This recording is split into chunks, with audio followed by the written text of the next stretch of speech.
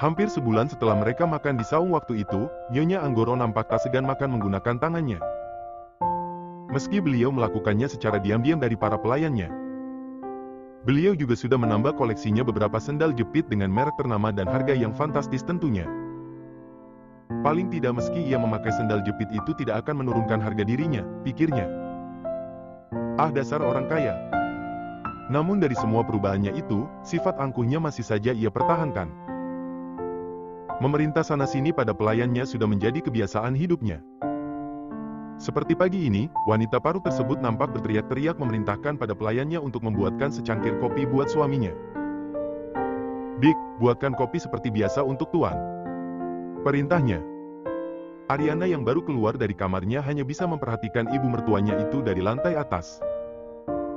Kenapa harus menyuruh orang lain, bukannya suami lebih suka jika itu buatan istri sendiri meski rasanya tak enak? Pikirnya. Ariana yang akan turun ke bawah, samar-samar mendengar ayah mertuanya berbicara dengan seseorang di ruang kerjanya yang pintunya nampak sedikit terbuka. "Iya nak, iya. Papa akan ke sana," ucap Tuan Anggoro. Mendengar itu Ariana langsung terpaku, namun ia segera melanjutkan langkahnya ketika Tuan Anggoro berlalu keluar dari ruang kerjanya. Astaga, siapa yang dihubungi Papa? Bukan Mas Demian pastinya, orang dia sedang mandi. Apa benar dugaanku Papa punya anak dari wanita lain? Tidak, ini tidak boleh dibiarkan, meski Mama seperti itu, paling tidak Mama setia sampai 34 tahun pernikahan mereka. Kemudian ia menghampiri ibu mertuanya tersebut yang nampak sedang mengoles cat di kukunya. "Ma," panggil Ariana. Papa sudah dibuatkan kopi?" tanya Ariana. "Tuh Bibik sedang membuatnya," sahut Nyonya Anggoro. "Maaf Ma, kenapa tidak Mama sendiri saja yang membuatkannya? Papa pasti lebih suka," saran Ariana yang membuat Nyonya Anggoro langsung mengangkat kepalanya menatapnya. "Apa bedanya saya atau orang lain yang membuat, sama-sama kopi kan?" ucapnya ketus. "Tapi Ma, sudah jangan menggurui saya pagi-pagi, sudah 34 tahun kami menikah tanpa saya memasak untuknya pun hubungan kami baik-baik saja." Setelah Nyonya Anggoro, berani sekali anak bau kencur mengajarinya. "Maaf, Ma. Saya pikir suami akan lebih senang jika segala sesuatu istri sendiri yang mengurusnya," sahut Ariana merendah. "Nggak semua harus seperti itu Ariana, buat apa bayar mahal pelayan kalau kita masih turun tangan juga? Asal kamu tahu, yang diinginkan laki-laki itu hanya kepuasan di ranjang. Untuk itu kamu harus pintar-pintar merawat diri agar tetap cantik dan suami puas, mengerti?"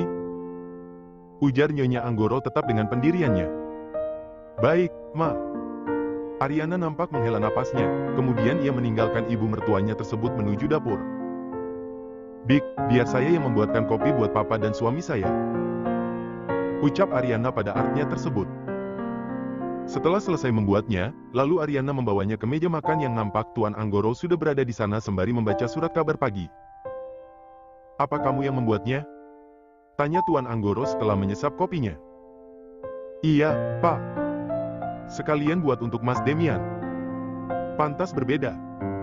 Maaf kalau tidak enak, Pak." "Tidak, ini sangat enak dan pas," puji Tuan Anggoro lalu menyesap kopinya kembali. "Demian sangat beruntung mempunyai istri seperti kamu," ujar Tuan Anggoro kemudian. "Papa juga beruntung kok mempunyai istri seperti Mama yang tetap cantik meski tidak muda lagi dan Mama juga sangat setia sama Papa," sahut Ariana yang langsung membuat ayah mertuanya itu menatapnya. "Iya kamu benar, saya sangat beruntung," ujarnya kemudian. "Kalau Papa merasa beruntung kenapa masih selingkuh?" batin Ariana. "Tetaplah menjadi Ariana yang seperti ini nak, karena sesungguhnya kenyamanan laki-laki itu tergantung istri," lanjut Tuan Anggoro lagi dengan kalimat ambigunya. "Terima kasih, Pak. Kalau begitu saya panggil Mas Demian dulu untuk turun sarapan." Ariana segera meninggalkan ayah mertuanya tersebut dan berlalu ke kamarnya. "Mas," ucapnya ketika melihat suaminya itu sedang menyisir rambutnya di depan cermin. Sini ku pakaikan dasinya." "Kemarilah, sayang." Demian nampak menyerahkan dasinya pada istrinya itu. "Mas, boleh tanya sesuatu nggak?"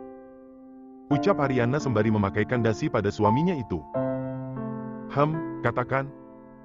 Apa sih penyebab laki-laki beristri tapi masih saja selingkuh?" Kenapa bertanya seperti itu? Demian mengangkat sebelah matanya heran. Tinggal dijawab aja, Mas. Mungkin tidak menemukan kenyamanan lagi pada istrinya. Sahut Demian kemudian. Kalau istrinya sangat cantik bagaimana? Buat apa cantik kalau tak membuat nyaman? Jadi kamu nyaman nggak sama aku? Ariana menyipitkan matanya menatap suaminya itu, namun itu justru membuat Demian terkekeh lalu meraih pinggang wanita itu dengan kedua tangannya. Kamu itu tidak hanya nyaman sayang, tapi juga nagih. Sahut Demian dengan gemas. Dikira makanan apa? Cebik Ariana. Sepertinya lebih enak dari makanan. Ucap Demian. Modus, yuk turun ditungguin papa di bawah. Ajak Ariana kemudian, setelah itu mereka berlalu keluar dari kamarnya. Kenapa kamu bertanya seperti itu, sayang? Demian nampak memperhatikan istrinya yang terlihat murung pagi ini, lalu ditariknya tangan wanita itu hingga sekarang berada dalam pelukannya. Sayang, apa kamu ada masalah? Tanyanya kemudian. Aku baik-baik saja, Mas. Beneran? Iya. Percayalah sayang, kamu tempat ternyaman bagiku jadi jangan berpikir macam-macam ya. Ucap Demian meyakinkan. Terima kasih, Mas. Sahut Ariana dengan tersenyum lebar dan setelah itu mereka segera keluar dari kamarnya. Beberapa waktu setelah itu tak ada hal mencurigakan dari Tuan Anggoro, namun Ariana yakin ayahnya itu sudah mengkhianati ibu mertuanya. Ingin rasanya Ariana memberitahu ibunya tersebut ataupun sang suami tapi ia tak mempunyai bukti akurat. Bahkan ketika ia diam-diam mengikuti ayahnya itu, laki-laki itu hanya bertemu dengan teman-temannya di sebuah restoran atau di lapangan golf. Serapat itukah beliau menyembunyikan perselingkuhannya? Dan yang bisa Ariana lakukan saat ini hanya menunggu bom itu meledak dengan sendirinya. Biar mama saja yang memilih pakaian untuk cucu-cucu mama. Ucap Nyonya Anggoro ketika berkunjung ke toko perlengkapan bayi sore itu. Kita yang mempunyai bayi, tapi mereka yang sibuk belanja. Gerutu Demian saat melihat kedua orang tuanya dengan antusias berbelanja keperluan bayi kembarnya, padahal kini usia kandungan Ariana baru menginjak 5 bulan. Biarkan saja Mas, mungkin mereka senang mempunyai cucu lagi. Sahut Ariana meski nampak kecewa pada raut wajahnya, karena selama tinggal bersama mertuanya tersebut kehidupannya selalu diatur. Maafkan mama ya sayang, kamu pasti tidak nyaman. Apa perlu kita kembali ke rumah lama kita? Ujar Demian. Aku baik-baik saja kok. Tolak Ariana, ia yakin pasti bisa meluluhkan hati ibunya tersebut. Begitulah sebuah pernikahan, ujian akan datang dari mana saja. Begitu juga dengan Ariana, di saat ekonominya mapan, mempunyai anak-anak yang sehat dan suaminya yang menyayanginya tapi ujian datang dari mertuanya. Namun ia yakin jika menghadapinya dengan kesabaran dan keikhlasan maka ia pasti bisa melewatinya, bukannya ketika anak sekolah yang ingin naik kelas harus melewati ujian dahulu. Begitu juga dengan kehidupan. Dan tak berapa setelah itu nampak seorang anak remaja masuk ke dalam toko tersebut. Papa, ucapnya seraya menghampiri Tuan Anggoro yang langsung membuat laki-laki parubaya tersebut terperanjat. Kamu? Tuan Anggoro nampak memucat ketika melihat seorang anak remaja berbadan kurus sedang berdiri di hadapannya. Ia tidak menyangka kalau hari yang paling ia takuti akhirnya akan terjadi juga. Papa janjikan akan datang ke asrama, tapi kenapa sudah beberapa bulan ini Papa tidak datang? Bahkan raporku tidak dibagikan karena Papa tidak ada. Keluh anak remaja itu yang tanpa ia sadari nampak seorang wanita yang berada tak jauh darinya sedang menatapnya penuh dengan amarah. Dia siapa Pak? Kenapa memanggil kamu dengan sebutan Papa? Geram Nyonya Anggoro. Ma, Papa bisa jelasin semuanya. Jelasin apa Pak? Mau jelasin dia anak dari selingkuhanmu? Jadi benar Papa selama ini mengkhianati Mama? Pekik Nyonya Anggoro dengan emosi tertahan. Apa itu benar, Pak? Kali ini Demian membuka suaranya. Maafkan, Papa. Sahut Tuan Anggoro penuh penyesalan yang langsung membuat istri dan anaknya itu menatap kecewa padanya. Kamu benar-benar keterlaluan, Pak. Nyonya Anggoro nampak melempar pakaian bayi yang dia pegang ke arah suaminya, kemudian berlalu pergi meninggalkan tempat tersebut. Ma. Tuan Anggoro ingin mengejar sang istri, namun Demian langsung mencegahnya. Kami tunggu penjelasan Papa di rumah dan bawa sekalian anak itu. Ujar Demian kemudian menatap anak remaja yang terlihat ketakutan menatapnya. Setelah itu Demian segera keluar dari toko tersebut, mengejar sang ibu yang sudah berlalu pergi bersama istrinya. Maafkan Din, Pak. Anak remaja yang bernama Din itu nampak merasa bersalah. Kamu tidak salah nak, papa yang salah. Maaf beberapa bulan ini papa tidak menjengukmu di asrama. Ujar Tuan Anggoro. Ia memang sengaja tidak menemui putranya dari wanita masa lalunya itu, karena ia curiga Ariana sudah mulai mengetahui rahasia yang sudah ia simpan rapat selama ini. Sementara itu Nyonya Anggoro yang sudah sampai rumahnya, nampak bergeming di kursinya. Wanita itu terlihat begitu syok dengan kenyataan yang tak pernah ia duga sebelumnya. Ma, minum dulu. Ariana memberikan segelas air pada ibu mertuanya. Beberapa saat kemudian nampak Tuan Anggoro dan Din masuk ke dalam kediamannya tersebut. Bisa papa jelaskan sekarang? Ujar Demian tak sabar, ia tidak menyangka sosok laki-laki yang menjadi panutannya selama ini tega mengkhianati ibunya. Apa kenakalannya terdahulu juga menurun dari ayahnya tersebut? Duduklah, nak. Perintah Tuan Anggoro kemudian pada Din. Din nampak ragu, apalagi ketika menatap Demian maupun Nyonya Anggoro yang seakan ingin menerkamnya sekarang juga. Namun ketika menatap sang ayah, ia langsung mendudukkan dirinya. Terima kasih. Sahutnya dengan sopan. Maafkan papa, mungkin kesalahan papa tidak akan bisa termaafkan. Tapi papa sudah sangat menyesalinya. Ujar Tuan Anggoro membuka suaranya. Siapa wanita itu? Tanya Nyonya Anggoro dingin. Asti. Sahut Tuan Anggoro. Asti, sekretarisnya papa dulu. Jadi papa selingkuh dengan wanita kampung itu? Pekik Nyonya Anggoro tak percaya. Asti adalah wanita yang berasal dari kampung dengan wajah standar menurutnya dan jauh dari kriteria sang suami. Hanya saja wanita itu sangat pintar dan cekatan, lalu direkrut menjadi sekretaris suaminya di kantor. Maafkan papa, ma. Tuan Anggoro nampak menyesali perbuatannya. Kenapa kamu tega melakukan itu, pa? Apa aku kurang cantik di mata papa? Kali ini Nyonya Anggoro membiarkan air matanya mengalir deras setelah ia tahan sebelumnya. Melihat istrinya menangis, Tuan Anggoro merasa sangat kasihan dan ingin memeluknya, karena sebelumnya ia memang tidak pernah membuat wanita itu menangis.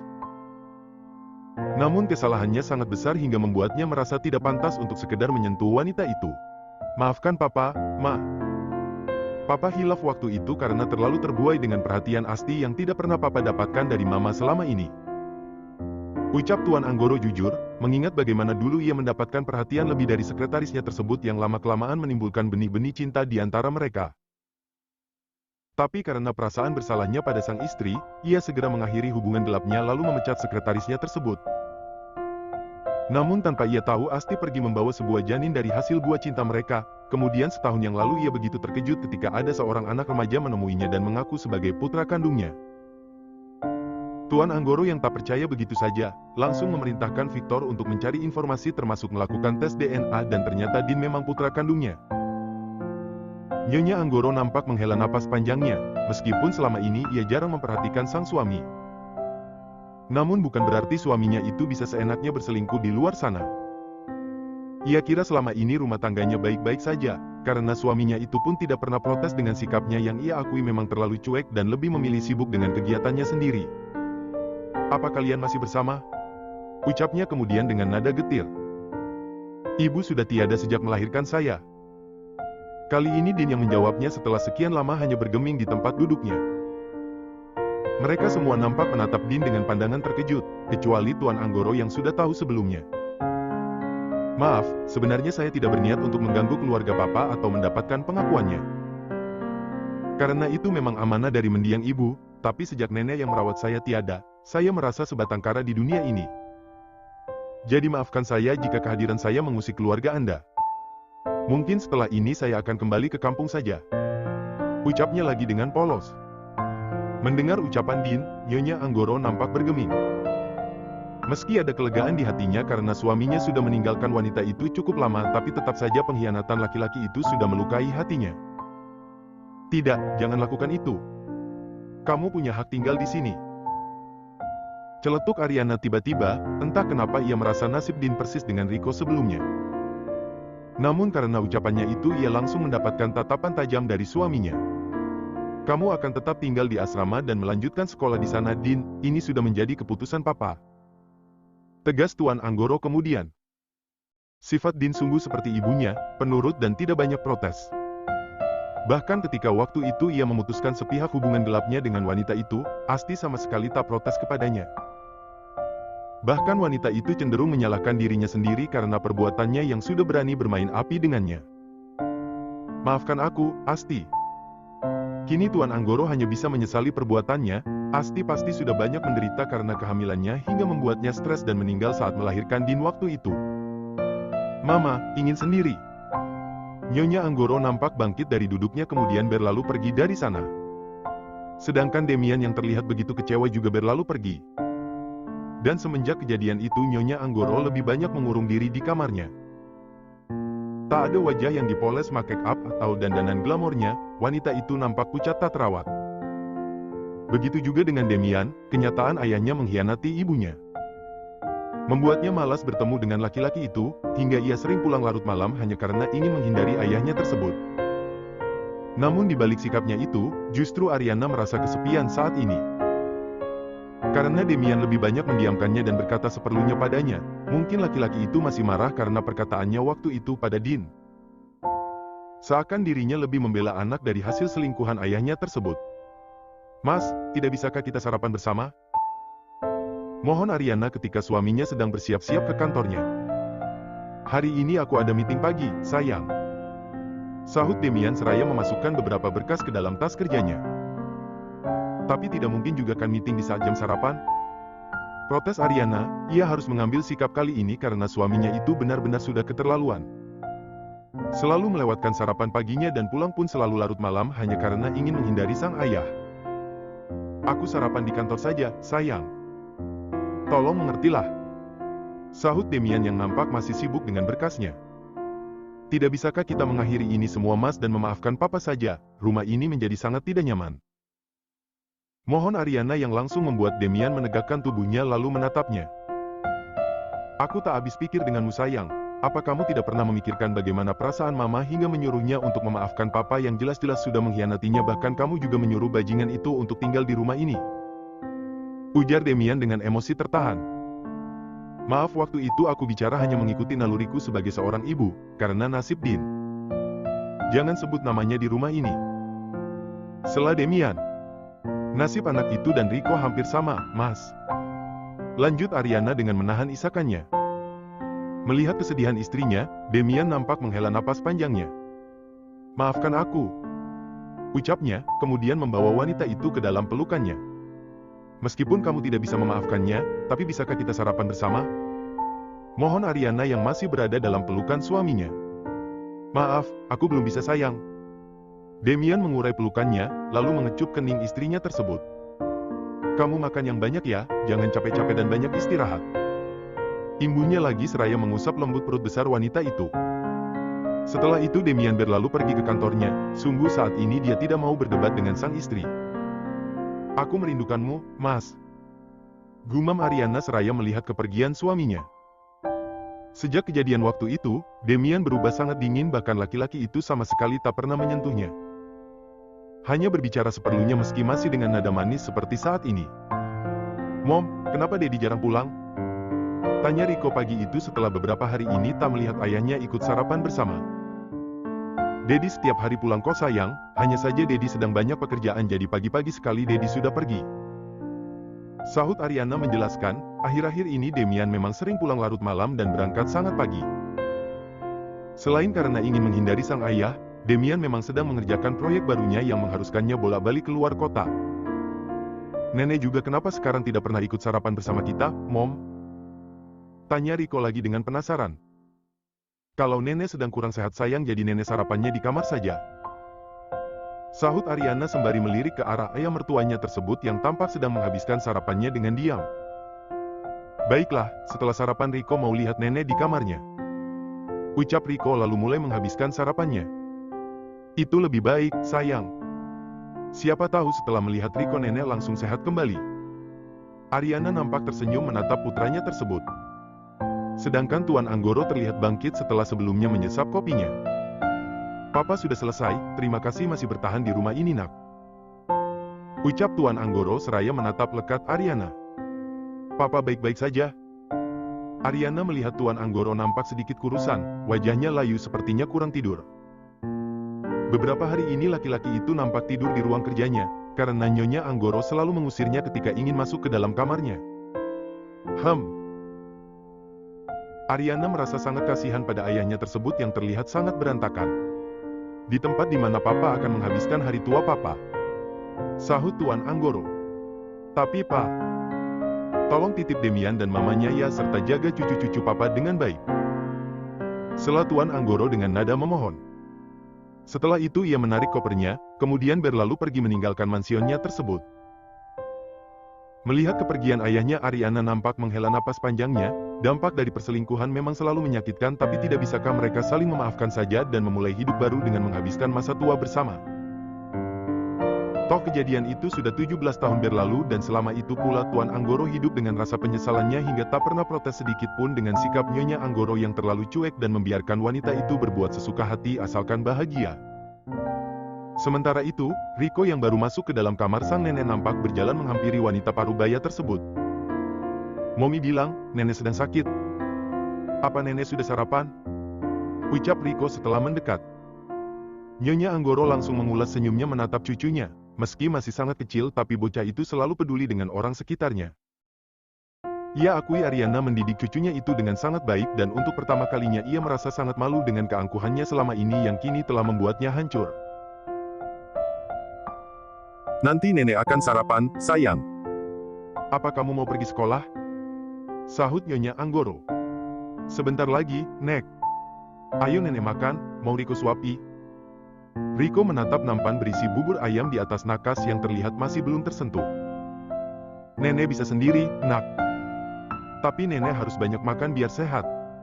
Terima kasih, sayang. Maafkan nenek ya pernah tidak baik sama kamu. Ujar Nyonya Anggoro dengan berkaca-kaca, mungkin ini untuk pertama kalinya ia mengucapkan kata maaf pada orang lain. Nenek baik kok dan Riko selalu memaafkan siapapun itu, karena Tuhan yang mempunyai alam semesta ini saja maha memaafkan. Masa kita sebagai makhluk ciptaannya tidak mau memaafkan? Sahut Riko polos. Kamu memang anak baik nak, seperti ibumu. Nyonya Anggoro langsung membawa cucunya tersebut ke dalam pelukannya. Tak berapa lama kemudian, Ariana nampak masuk ke dalam kamar ibu mertuanya tersebut. Nak, sudah ditungguin sama Pak Sopir di bawah. Ucapnya pada Riko. Riko segera melepaskan pelukannya, kemudian berpamitan pada ibu dan neneknya tersebut. Ma, kenapa tidak dimakan sarapannya? Apa mau saya suapi? Ucap Ariana sesaat setelah kepergian Riko. Nanti mama makan, kemarilah duduk di sini. Pinta Nyonya Anggoro seraya menepuk sisi sofa sampingnya. Maafkan mama ya, nak. Mama sangat bersalah padamu dan Tuhan sudah menghukum mama dengan sangat dalam. Ujar Nyonya Anggoro dengan berkaca-kaca, runtuh sudah segala keangkuhannya. Ariana langsung memeluk ibu mertuanya tersebut. Kita bisa mulai dari awal lagi ma, tolong maafkan papa. Mohon Ariana. Setelah merasa lebih baik, lalu Nyonya Anggoro mengurai pelukannya. Entahlah nak, meski itu kejadian sudah sangat lama tapi sakitnya masih sangat membekas. Sahut Nyonya Anggoro. Saya mengerti ma, semua keputusan ada pada mama. Ucap Ariana. Lalu ia memberikan sebuah map berisi beberapa dokumen pada ibunya tersebut. Ma, papa menitipkan ini untuk mama dan Mas Demian. Nyonya Anggoro mengerutkan keningnya, namun ia langsung menerimanya lalu membukanya. Setelah membaca isinya ia nampak terisak. Kemana papamu pergi? Tanyanya kemudian. Beliau hanya berkata akan tinggal di mana ia akan menghabiskan masa tuanya. Sahut Ariana bingung. Dasar pria tua bodoh. Seru Nyonya Anggoro lalu melempar dokumen di tangannya tersebut yang langsung berserakan di atas meja. Nampak beberapa sertifikat kepemilikan dan juga beberapa surat kendaraan di sana.